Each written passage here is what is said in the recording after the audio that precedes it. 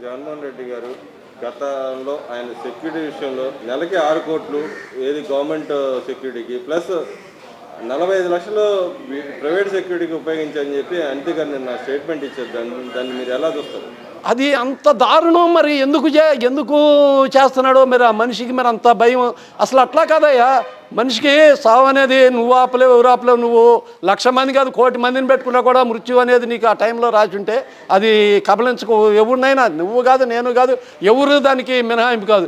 మీరు అటువంటి చిన్న లాజిక్ చిన్న విషయాన్ని కూడా నువ్వు తెలుసుకోలేక అంత సెక్యూరిటీని పెట్టుకొని అంత డబ్బు ప్రజల డబ్బుని అంత వేస్ట్ చేసావంటే అసలు నిన్ను ఏమనుకోవాలి? అసలు ఒక మనిషి అనుకోవాలా, ఒక రాజకీయ నాయకుడు అనుకోవాలా? నువ్వు ఎట్లా ముఖ్యమంత్రివి? అసలు ముఖ్యమంత్రి అనేవాడికి ఎట్లా ఉండాలి? ఇవాళ చూడు నిర్భయంగా తిరుగుతున్నాడు మా జనంలో.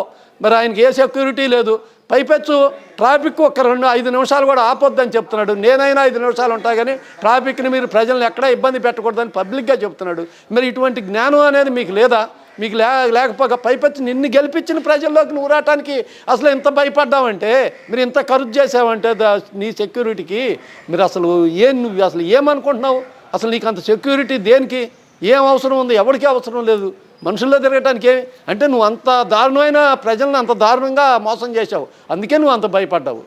అలాగే చూసుకుంటే ఆయన ఇంటి ఖర్చులు ఒక్కొక్కటి వస్తాయి. ఆయన ఖర్చులు దుబారా ఖర్చులు ఎగ్ పప్పులకి 3.75 కోట్లు 3.75 కోట్లు. అలాగే చూసుకుంటే ఎరుగులు పడడానికి 40 లక్షలు.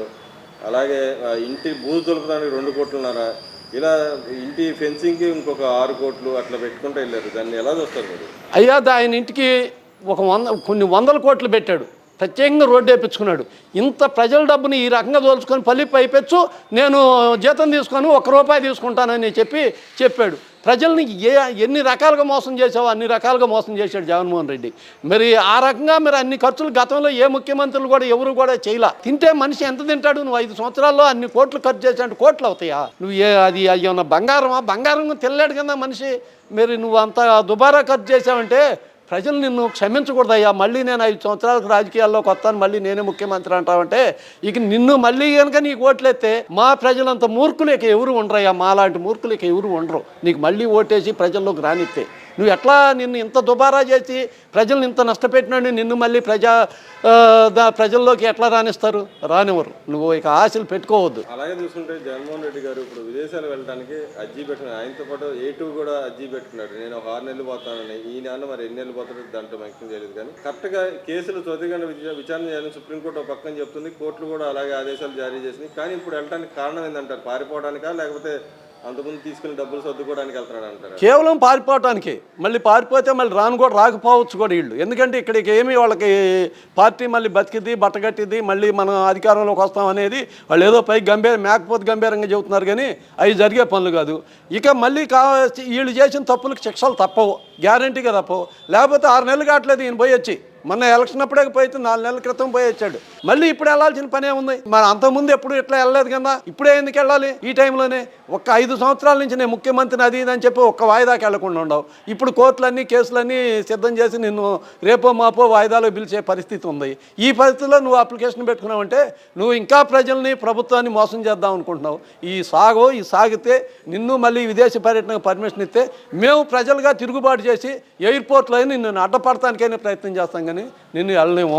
మళ్ళీ 2 నెలల పాలన గురించి ఒక సర్వే రిపోర్ట్ వచ్చింది. దాంట్లో భాగంగా చంద్రబాబు నాయుడు పరిపాలన గురించి ప్రత్యేకంగా ప్రస్తావనకు వచ్చింది. ఆయన పరిపాలన బాగుందని ప్రజల్లో ఉందని చెప్పి అంటున్నారు. అలాగే కార్యకర్తలో కొంత అసంతృప్తి ఉందన్న మాట వాస్తవం అని చెప్పి అంటున్నారు. దాన్ని ఎలా చూస్తారు?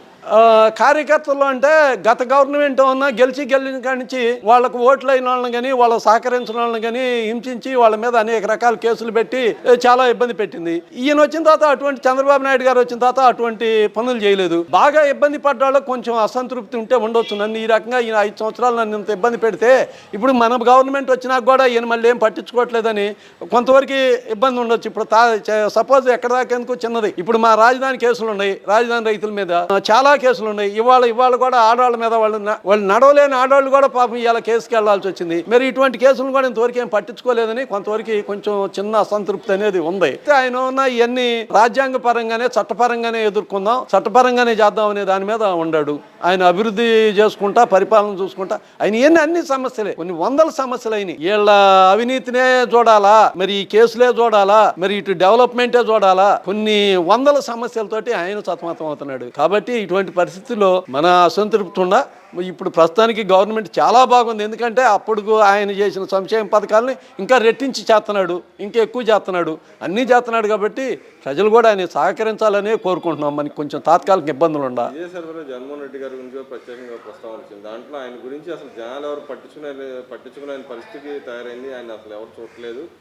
దాంట్లో భాగంగా ఆయన ఏదైతే యాక్టివిటీ చేశాడో అవి కూడా పెద్ద పట్టించుకోలేదన్న మాట వచ్చింది. గతంలో ఈయన ఢిల్లీ వెళ్ళి ధర్నాలు చేసిన ఇలాంటి అవినీతి అక్రమాలు జరిగిపోతున్నాయి, వాపోయినా కూడా ఎవరు పట్టించుకునే స్థాయిలో లేదని చెప్పి అంటున్నారు.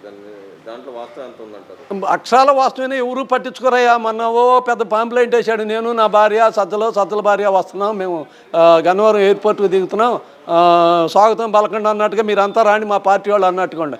ఎవడు పోతాడయ్యా, ఎవడికేం పట్టింది? నువ్వేమైనా మంచి పరిపాలన చేసి మహానాయకుడిగా ఉన్నట్టయితే మరి నిజంగా వచ్చేవాళ్ళు, ఓడిపోయినా కూడా. అట్లా కాదు కదా, నీ నుంచి ఇబ్బంది పడ్డారు, నిన్ను ఎవడూ పట్టించుకోడు. ఈ జగన్మోహన్ రెడ్డి అనేది కానీ వైసీపీని కానీ ఎవరూ పట్టించుకోరు. ఇంకెవడన్నా కొత్త నాయకుడు కొత్త పార్టీ రావాల్సిందే కానీ వీళ్ళ వల్ల ఏమీ కాదు, వీళ్ళని ఎవరు పట్టించుకునేవాళ్ళు కానీ ఎవరూ లేరు.